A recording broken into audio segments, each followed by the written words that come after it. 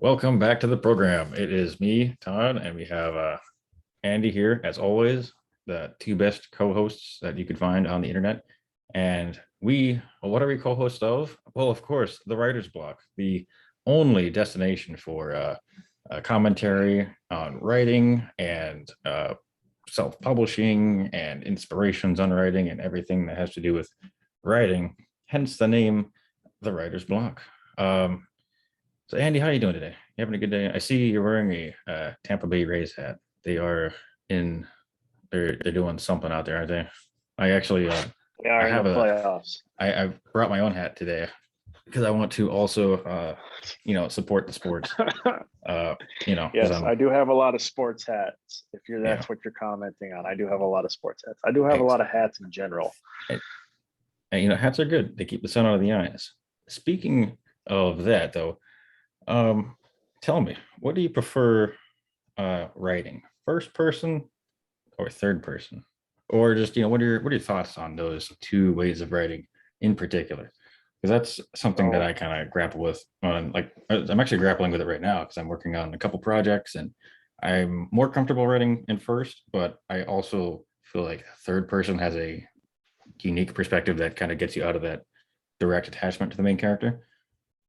So so it's funny because I used both. I use both uh, in my stories that I have published, and I've gotten feedback from my friends, and they're like, they personally like first person rather than third person. So I don't know if it's because of the way how I write, or it's just a personal preference. They never really, elaborated. So I find it easier to write it in first person because then I can really hone in as the main character, like flesh it out, flesh details out the way I would think if I was in this situation. And then I struggle with verbiage and tenses, so I could sometimes use present tense and past tense all in the same sentence if I'm using third person, and I don't catch it until I go back, maybe like a day or two later. I have someone else read it. So I guess if I had to pick one, I prefer first person, but I'm actually doing third person for my novel, and I find it easier, which is weird to say because it kind of just doesn't um, agree with what I prefer to do. But I find it easier to write my novel anyway in third person. What about you? Do you prefer? I mean, which one do you prefer? so I used to write primarily in third person, and like ever since I just started writing short stories, like back when I was in a kid and stuff like that. And I I feel like when writing third person, I feel like you can tell the story in a more, like, technically in a more unbiased way. Because I feel like if you're writing it in a first person perspective, then the story is being told not from this narrator necessarily, but from the protagonist or the main character. And um, I, and not that that's something that's a huge deal or anything, but like for me, early on, I was just more comfortable writing third person. But when I started writing first person, I felt like I could kind of, in a weird way, like mantle the character. Like, I could actually, like, not, I don't want to say like I could become the character, like, I am the Joker, but like, I feel like I could kind of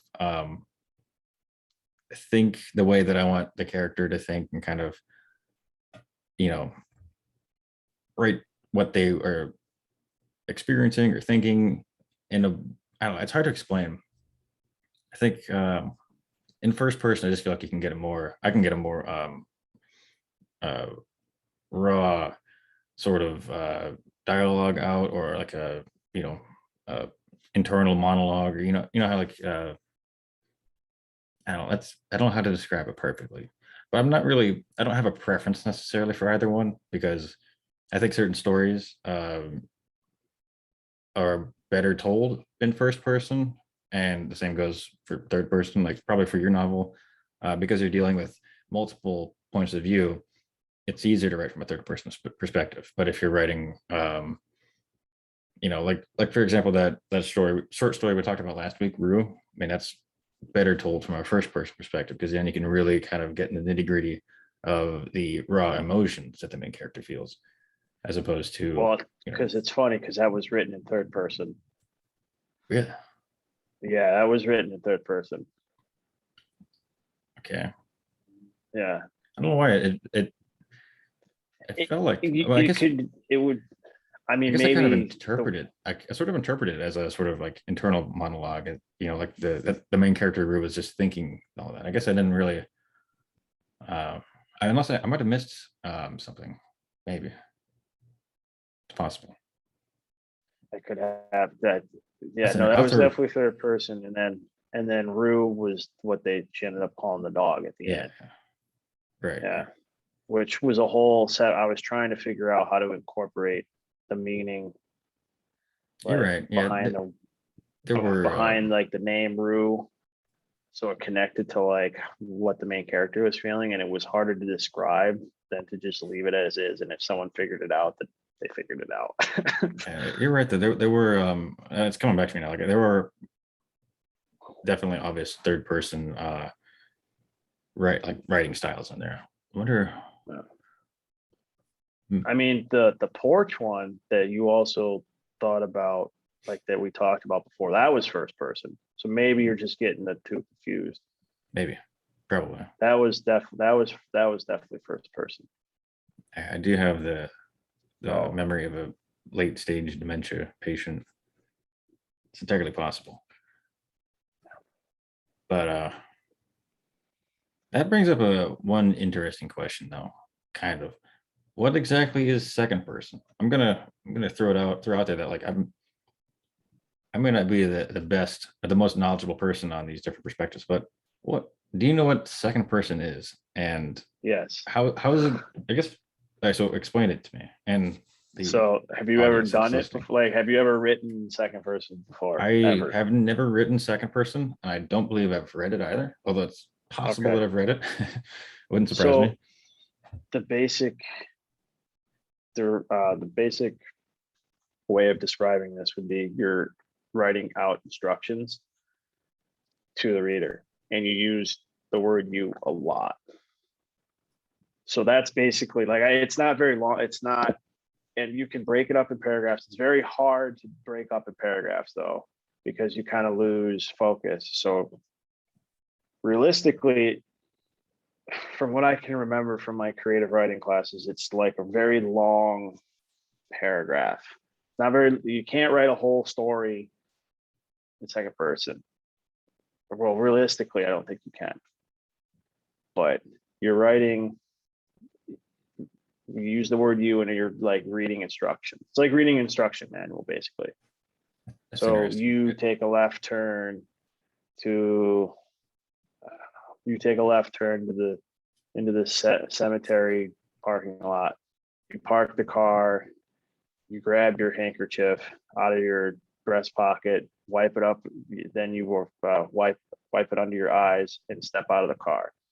You notice your family or if other family members gathering by uh, your mother, and then so you step out and do the same. So something like that. That's interesting. Yeah. It's really, once you get the hang of it, it's really not that hard to do. Yeah, I've thought about doing it for a short story, but you have to find the right topic to yeah. really, because you can't do flashbacks in the process. You can't have page breaks. From what I can remember, you can't really have any of that stuff. And unfortunately, I don't have what I wrote in college in a portfolio on my laptop. It was saved in the university, like I don't know, OneDrive, and then after you graduated, you had a year to take the stuff out, and I forgot to, and then they deleted it Well, forever. that's unfortunate. So, but that's basically how you do it. I'm definitely missing steps, or you probably. So if someone corrects me, I apologize, but that's basically what it is.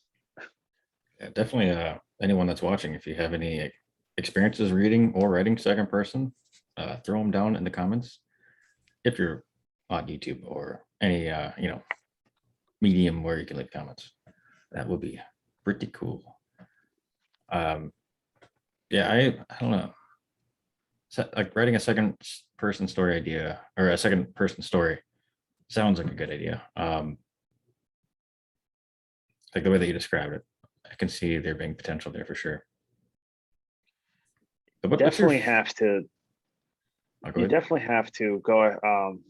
Get you have to go away about it without using. I mean, I said you have to use like you a lot, but you have to make sure you don't use the same verbiage or descriptors a lot, because then you kind of lose the reader's touch, or you kind of lose like their interest in it. So you really have to like play it up suspenseful, like where am I going, like where are you going to make them feel they're going, and what are they going to do, who are they going to see.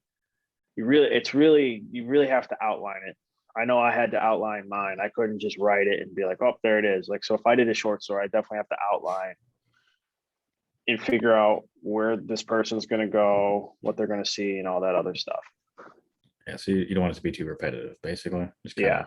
of keep it fresh, but while still reminding the reader that it's them that is the main character. That's kind of sounds what it is, but the Yeah. situation is, and you have this narrator basically telling the reader what they're doing as the main character. Mm-hmm. That's interesting. Kind of reminds me of I don't know if you know anything about it, but like Dungeons and Dragons, where you can't like in that situation you have. I guess it's kind of a mix of perspectives in terms of how the story goes, but the DM would technically kind of be that second person narrator telling the characters what they're doing in certain situations. At least that's kind of one way to interpret it. I feel like Okay. I don't know if you're familiar at all with that or not. I I know what Dungeons and Dragons is. I've never played it or Yeah, anything like that, so I can't really talk about it. yeah, But fair it's enough. probably like there's probably video games that are similar to Dungeons and Dragons. I've never played them, or I can't think of one, but off the top of my head, but it's probably the same difference. Um, I mean, would you? It'd be interesting to see if you could bounce back between second and either third or first person in like a story.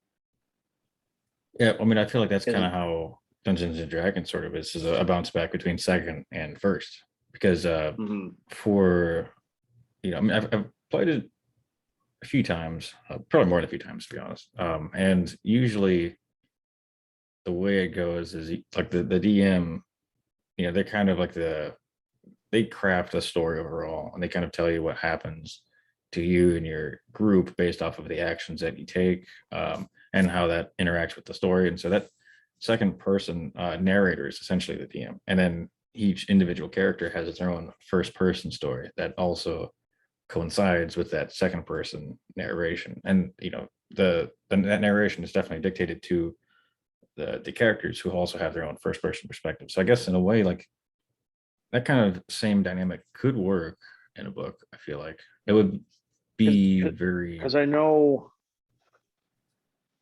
I said like you can't have page breaks, but I guess technically in second person. So I guess technically second person could be a whole chapter.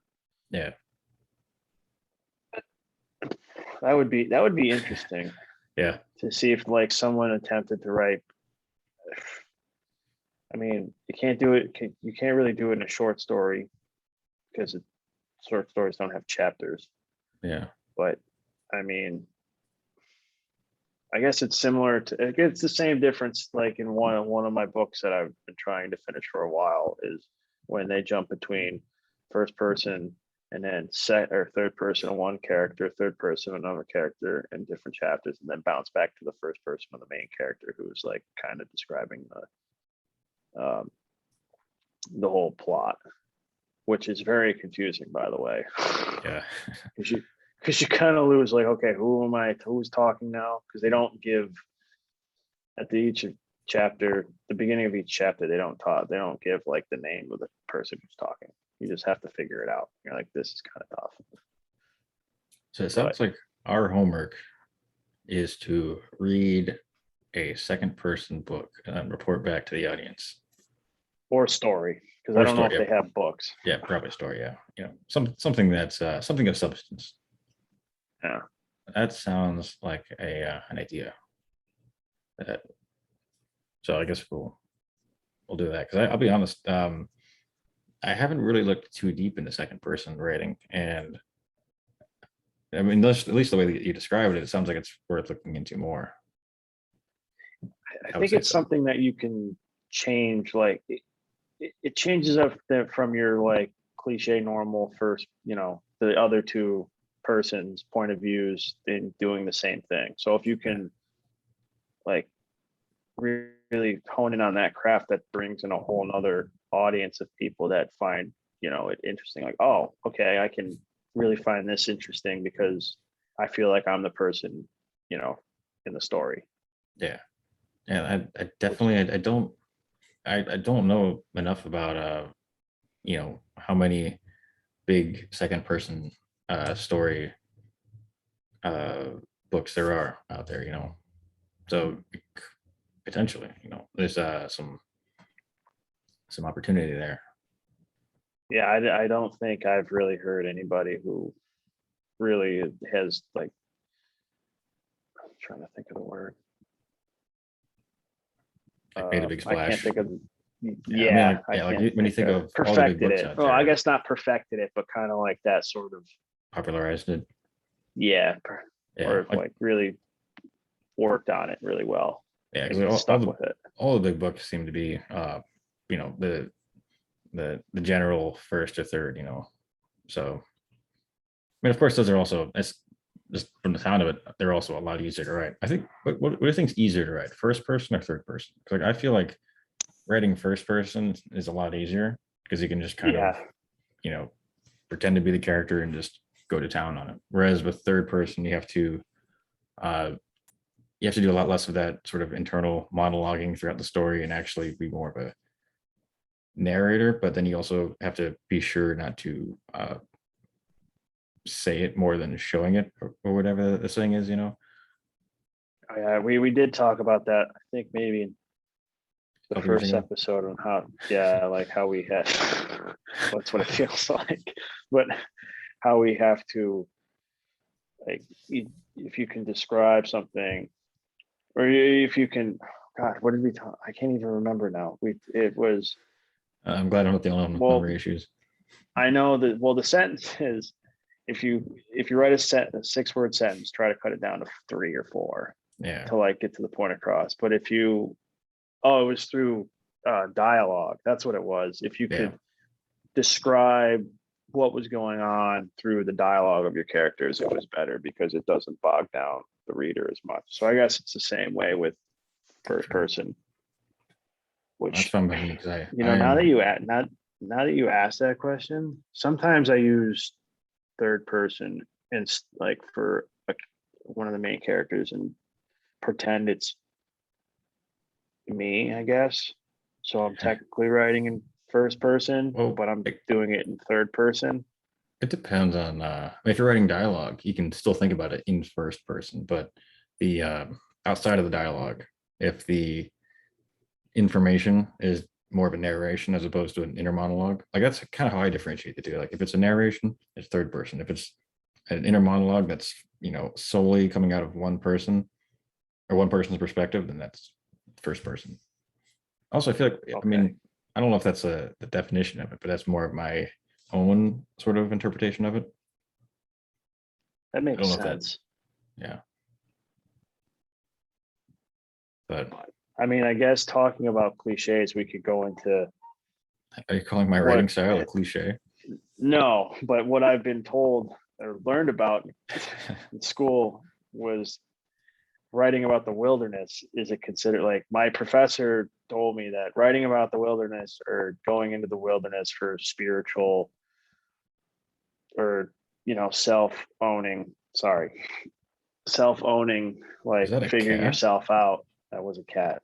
What You is like, the that was name a, of that cat? that's that is Sully the cat. Sully. So you Uh, can take it from, it's interpreted from Monsters Inc. or it's from the famous pilot that Tom Hanks portrayed in that movie yeah, a long time ago. yeah, it could be either one for sure. Yeah, Although only one of but those characters is furry. that I know of. That is very true. And That I is don't know very, if your very cat true. flies any planes, so I'm gonna go ahead and say that your We could, your we cat could, makes people scream.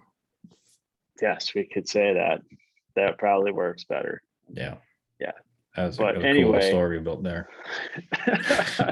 and that's, I guess that's kind of how you build like internal, like stories internally. It's like what makes more sense for, you know, when you character build, what Yeah, like that little whatever we true. just did was. Very true. But anyway, my going back to writing about the wilderness Yes. and saying it's a cliche, he talked about how you don't really want to do that because everybody already has done it, and talks about, you know, spiritually, or, you know, Yeah. finding yourself, cutting yourself off from, you know, technology and all this other stuff. So I, Uh, my question to you is, do you think it's a cliche? uh, so I do have a hot take here. I don't think anything is cliche as long as you can do your own original twist to it. You know, although I will say to add to what you're saying, when I think of, I don't know if this necessarily is worth bringing up, but like when I think of uh, wilderness stories, for some reason Hatchet comes to mind, and the Into Again. the Wild book. You know, yeah, Hatchet. Have you ever heard of that book? Have we talked about that on here before? Um, but Yeah. so I mean, is it overdone? Maybe, but I mean, I think you could think of many different types of stories that are that are overdone. But the question isn't necessarily are they done too much, but are they redone in ways that make for a new experience? You know what I mean? Like, when you think of, so here's one way to look at it. Uh, I've never seen any of these movies, but so the Fast and Furious franchise, there's like 40 of them. I've heard of it. Yeah, I've never seen any of them either. So the question is each new movie, or and in this case, each new book that takes place in the wilderness, is each new interpretation of it, or each new story that takes place in the setting, is it something that's new, something that brings something original, something that people haven't really experienced, at least maybe not in that collection of events? Is it something that can stand on its own, or is it just a Fast and Furious 17, car go fast, things go boom? If it's the same old stuff that we've seen already before, then it's not good. But I think you can apply that to any genre and any setting outside of the wilderness. Like, because by that standard, that Into the Wild book that I read a while back would be probably considered up somewhat in the same vein, because it's just some guy who walks in the wilderness and hope of or walks into nature more specifically. I mean, uh, you could argue that those kind of stories have been around for a while. I mean, it does remind me of I mentioned it before, the transcendentalist movement from the late 19th century, I believe. um that was definitely heavy on nature and going out and finding you know uh some kind of synergy with oneself, or peace with oneself, something like that, or peace with nature. It's been a while since I've looked at uh the transcendentalist movement, but I don't think, like, maybe some stories are cliche, maybe they're overdone, but I wouldn't take that as meaning you shouldn't write about them, or that genre or that setting. I think what it means is perhaps you have more hurdles to get over in order to make your content stand on its own and not just look more like a facsimile of what has come before, if that makes any sense. No, that makes sense. I mean, because like technically, we're all copying other people's uh, genres in general, or writing. I mean, you're not gonna like, I'm not gonna write the first, you know, mystery novel or whatever. That's been there, done that. Yeah. You Yeah. know, everybody does it now, or Yeah. not everybody, but it's a certain type. So you can't. So as long as, like you said, if you can put your own twist to it, and something that's someone maybe has seen, but it's unique enough to where you're like, okay, this is something interesting and new that I haven't, you know, looked at or heard about. It works. And it stands So I on its guess own. yeah. So the word I mean, he was just very blunt about saying it was a cliche. It's Yeah. very cliche. Like, another thing is like, people, I don't know if you've ever heard of this, but people from after graduating would go backpacking in Europe to go after college to go find themselves as well. Well, I mean, I don't think it's cliche. I mean, I think there's a certain draw and desire and beauty in coming out, like going to nature. I don't know how to word it perfectly, but it's I don't know, I think I can understand it because I've been out in okay, I've been out into the wilderness once or twice. I went to Been outside. yeah, I went outside and I touched grass the other day, and it was quite an experience. I went to this small town called Cherokee, North Carolina, a couple years ago, and it's on the border with Tennessee. It's in the Smoky Mountains, and there's something. I mean, this is going to sound cliche, but there's just something kind of different about being like away from the big city, and not necessarily the big city, but just from Well, civilization and and society. you're And away from these things. yeah, well, I still had that That's on me. like, oh, okay. Well, I know. Well, in the wilderness, like I have Yeah, two, property camp things in the wilderness, and they don't have like Wi-Fi, so you get your spotty. You don't always get text message. You're not really going to have internet connection, so it's kind of nice to. It is a cliche. It's like, okay, yeah, you're but it's true though. deconnecting yourself, and it's nice because you're not on your phone 24/7. I mean, Uh, anytime if you stay at the camp for a week and one of them doesn't have TV, so you just read constantly. I mean, read or just You explore the nature itself. I mean, like I go for remember when I was in walks. Yeah.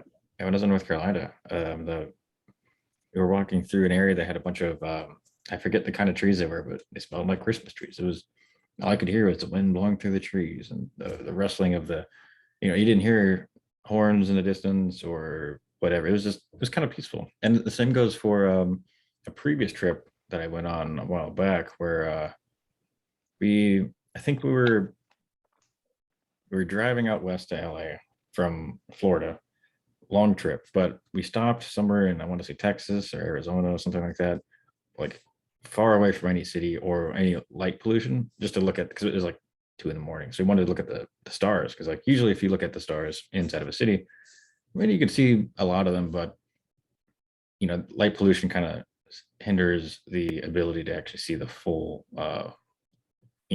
context of what's up there. And if you go, basically in the middle of nowhere where there's no light pollution and you can't see anything, you look up in the sky at night with no cloud coverage. I mean, it's I can't words I can't describe it with words that do it any justice. It's something spectacular, and it's kind of one of the benefits of getting out into nature and getting away from everything that happens in life, I feel like. But is it cliche? Maybe, but I think it's still worth doing. I think it's still I mean, worth writing about, or even experiencing firsthand. Like I highly recommend anyone just go to a national park, go to the middle of nowhere and look at the stars. It sounds stupid to go to the middle of nowhere and look at the stars, but it's really like it's an experience. I think I kind of, to a tiny extent, understand what those transcendentalist writers were kind of getting at. Thoreau and all of them, or something. because I mean, it's a little as like when I went home to vacation, I went to both of them. You're like, you can breathe in fresh air that's not 90-degree humidity when you walk outside. And you're like, oh, it's really not that bad Oh when you yeah, yeah, go outside. yeah. You can breathe For context, that's Florida air compared to compared to New York air. yeah. I mean Yes. The that's yeah, upstate New York air. yeah. Weather's a little bit different, tiny It's bit. just a tad. But Yeah, I mean, if it doesn't have to be New York. You can go to like North Carolina. You can go to. I mean, we can go I know anywhere. people here, which is wild for me to think, go to Georgia to see snow, and I'm like, what? It's Yeah, not snow compared to what I grew up in, where you have to wake up at 5 in the morning to go shovel out your driveway before work. But it's some wilderness, I guess, quote unquote, speaks to people's beauty in like different ways. yeah. I Their mean, you don't thought, their thought of beauty. I mean, I you could guess is what also I'm just go trying to to say. Texas to see snow if you go at the right You time. could.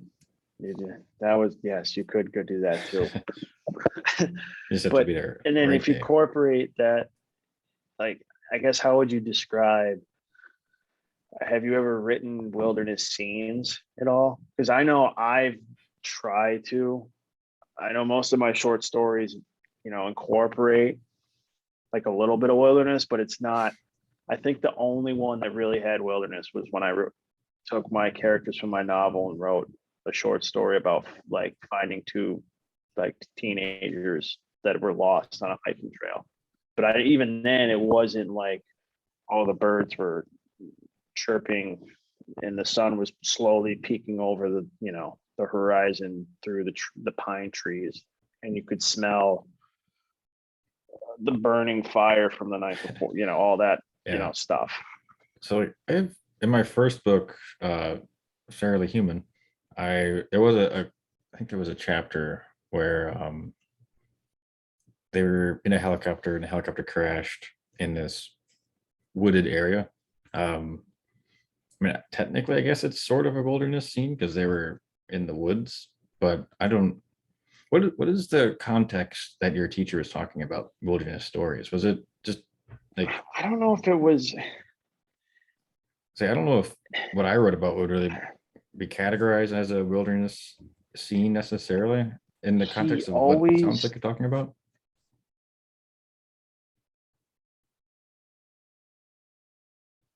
all classes, like, if you're going to be published in a literary magazine, and the magazine was at, what do they use, a hair salon, and someone was going in the waiting room, like flipping through the pages, why would they stop at your story and read it? So it's basically write the story to make it unique enough to where some stranger who's never heard of you before stops and reads it, essentially. I'm definitely butchering what he said, but it was kind of like that. Why am I writing? Why am I reading this? Basically, like, you have to ask yourself as the as the author, but also take a step back and be the reader as well. As like, why am I interested in this? Why am I reading this? And make it something that's not been written 40,000 times over again. So I guess that maybe, and then he may have incorporated the wilderness part afterwards. I can't remember. It was a long time ago. Yeah. I mean, it does, like, it sounds like what he's saying is write your story for general audience, but I don't know. I might actually disagree with your instructor there, but at least in the context of a wilderness story could be a turnoff for a potential hair salon reader. But at the same time, I'm also not a university professor, so I don't know if I have the uh, necessary knowledge to do that. But and for full context, I did not go to school for creative writing, so you probably do have a better Not necessarily. Yeah, I studied it, but doesn't mean I know how, like, I have any more knowledge than you do. Theoretically speaking, I do, because I have a degree in it. technically speaking, you do. But it's the matter of if I retained all the information, which I definitely didn't retain everything with every True. last little thing, but I try It's to hard to. pretend and say that I did most of it. Yeah, I took one creative writing class in college, and I I learned a few things that I actually kept with me. But overall, I don't remember much from that class. I do remember my teacher. She tried to get us all to go to like writing events where we could actually like read our material in front of an audience and get feedback and stuff like that. But I was too scared to do it, so that was a failure. But in that way, she was pretty good trying to because I think one thing that she pointed out that I think it was true with me, might be true for more people, is that a lot of writers are very I want to say what's the word, I don't want to say solitary, but introverted, kind of Self-conscious. not necessarily, just like quieter or shyer, less extroverted and outgoing. You know what I mean? If that makes any sense. Oh, okay. And oh, okay, yeah. And yeah, I thought you were describing their right, like how they feel about reading their own writing. But just so you're just describing writers like general, But like that's their how she general was. She personalities. described writers Oh, as she did. more being more Okay. introverted, and so like one way to help kind of get yourself more out there would be to just go to one of these open mic writer events and just and it would be like a local event where you're not gonna like make a bunch of money from doing anything. You're just kind of with other indie writers in the community, and you're reading your material, you're getting some feedback, and you're also kind of overcoming that hurdle of introversion and shyness. And at least that was, I think that was the idea. But that was also like, I want to say 3 years ago that I took that class. It's been a while. Yeah. So Yeah. It's been next year will be 4 years since I've been in a college class. So yeah, it's been a while. Definitely been a while since I can remember. I can remember the professor's name and that he's been published a couple times. So yeah, so was mine. I don't remember her first name. I know her last name is she was Miss Greer. Nobody's gonna know who that is, but that was my teacher. professor was, I don't know if he was a doc. I don't think he was a doctor. Professor Kauser used to fly to England a lot because he had a girlfriend there. that's that's a story there. Okay, Uh, it's a sounds whole like separate story that I think we're running out of time. I don't it need to sounds like go a into college that. experience. Well, maybe in the future we can talk about since like yeah, what's your degree specifically? Creative writing and Canadian studies Okay, combined so majors. yes, a fellow Canadian, but I was gonna say in the future, maybe one thing that I struggled with at when I was taking the creative writing class was should I get a degree in creative writing? And I was a few years ago I was all for it. I was about ready to just dive into it.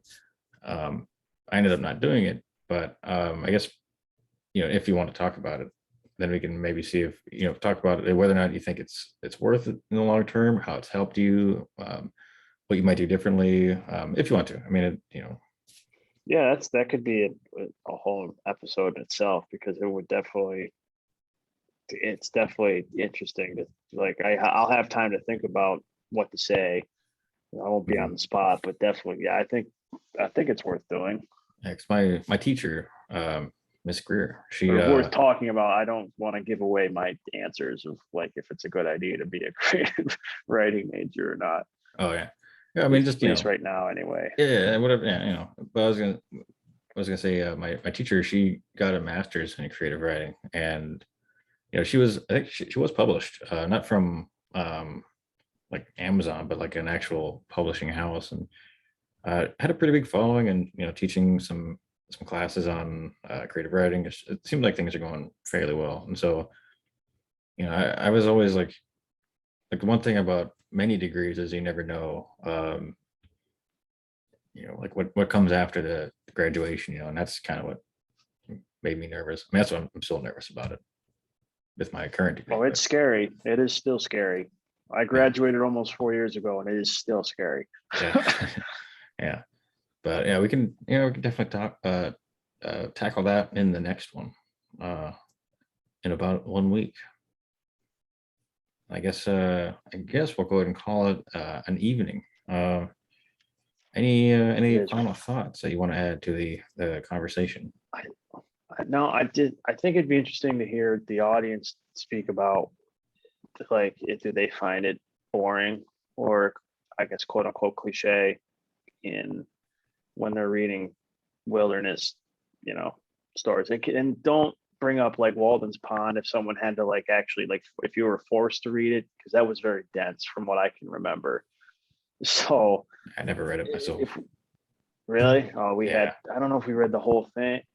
thing or an excerpt of it, but it was dense. Yeah. Would It you was say his very writing is dense. very thorough?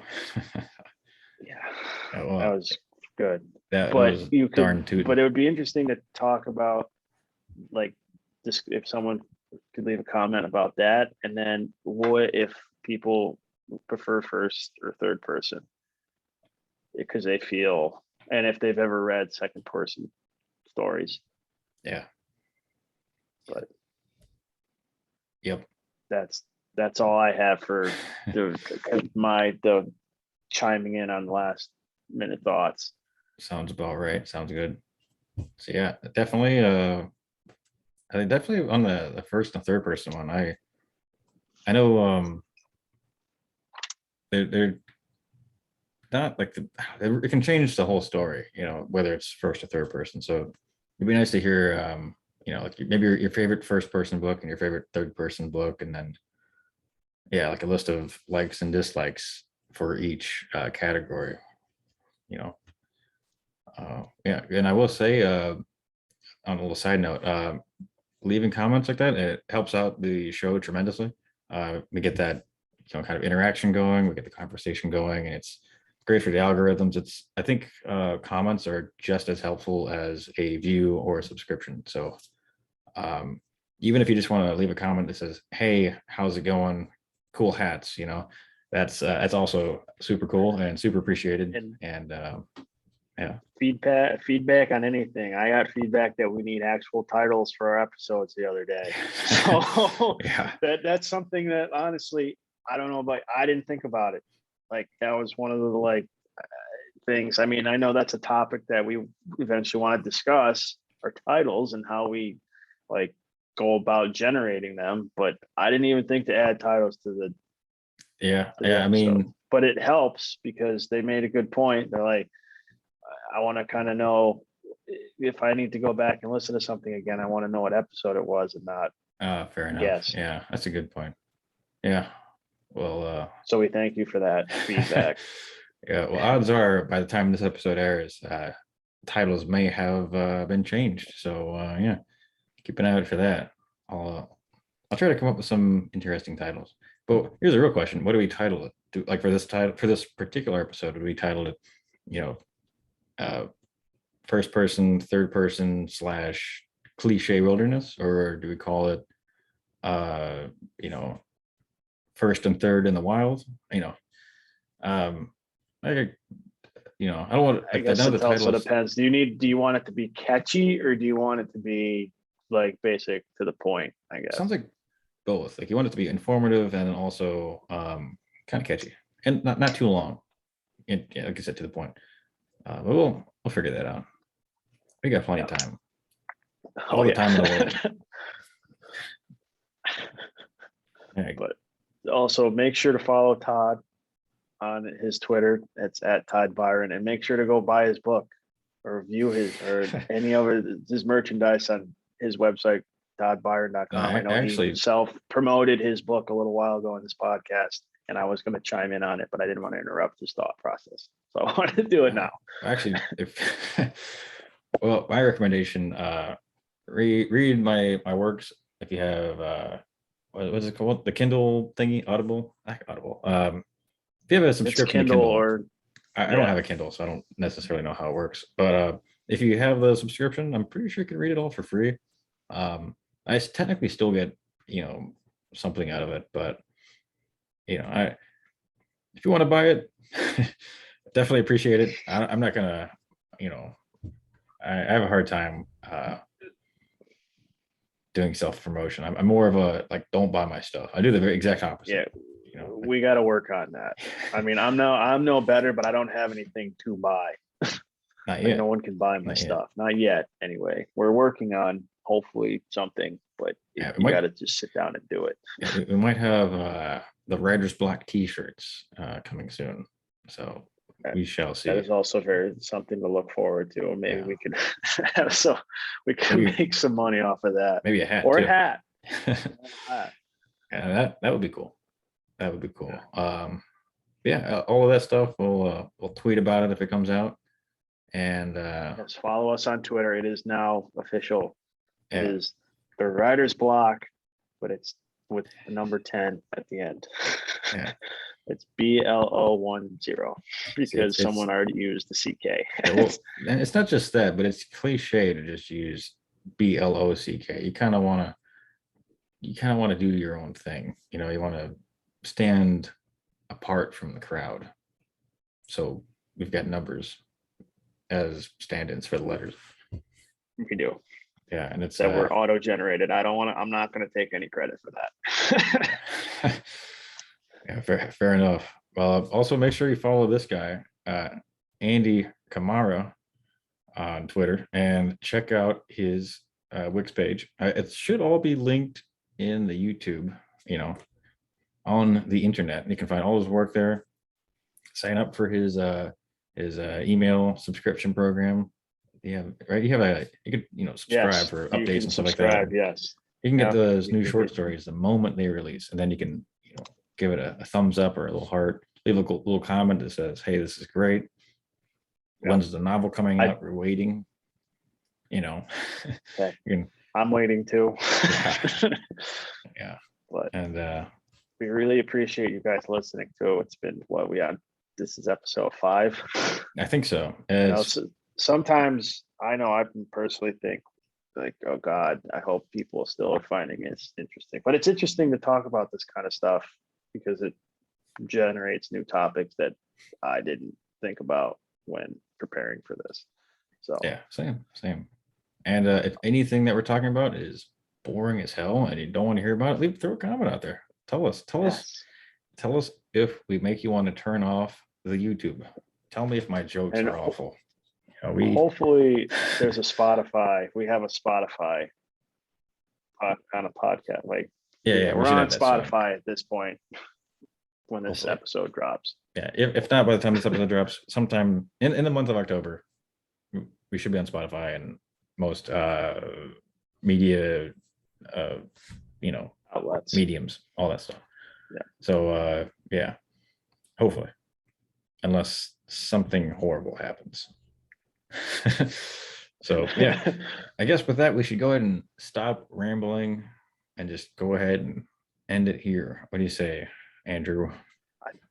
I feel like that's a good idea to stop self-promoting. I think this most self-promotion I've done in the last 2 weeks. This is the point of the video where if anyone is still listening on this video, you are a true fan, because most people probably just cut off right once we started doing the promotional stuff, and I don't blame them. That's a part of the video where it's like, I don't want to hear this crap. But yeah, thanks for watching. Thanks for listening. Follow us on the media. Social media, that is, and we'll see you next time right here on the YouTube or the Spotify or in general just the internet.